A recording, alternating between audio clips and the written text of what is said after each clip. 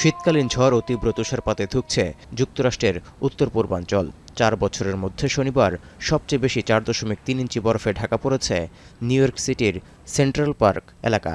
এমনকি new York থেকে দক্ষিণ পূর্বের লং আইল্যান্ড ও কানেকটিকাট পর্যন্ত তুষারপাত হয়েছে 6 থেকে 10 ইঞ্চি পর্যন্ত। নিউ ইয়র্কের পর নিউ জার্সিতেও জরুরি সতর্কতা জারি করা হয়েছে। ভারী তুষারপাতে শুক্রবারের পর শনিবারও হাজার হাজার ফ্লাইট বাতিল ও বিলম্বিত হয়েছে। এতে ভোগান্তির শিকার অসংখ্য যাত্রী। ক্রিসমাস ও ছুটির মৌসুম হওয়ায় ঘুরতে বের হওয়া মানুষেরা পড়েছেন সবচেয়ে বিপাকে। রাস্তাঘাট ও তুষারপাতে ঢাকা পড়ে পিচ্ছিল হওয়ায় যানবাহন চলাচল অনেকটাই থমকে গেছে। রেলপথেও স্থবিরতা দৃশ্যমান। সময়মতো ট্রেন না ছাড়ায় স্টেশনগুলোতে অপেক্ষার পাল্লা ভারী হচ্ছে যাত্রীদের।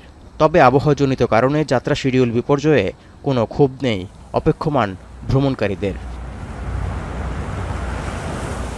It's not like you can go to the gate and wait. You just sort of have to find a comfortable place and then wait for them to announce it, which can be really at any time. Like it can be like right before the train leaves. And I think it's a little crowded on the upper level. So on the lower level, it's not bad at all. We have plenty of space here, and we're just waiting for our train, which is now boarding. So we need to run. Record তুষারপাতে যুক্তরাষ্ট্রের 1,30,00,000-এর বেশি মানুষ শীতকালীন আবহাওয়া সতর্কতার আওতায় রয়েছে বলে জানিয়েছে দেশটির আবহাওয়া বিভাগ।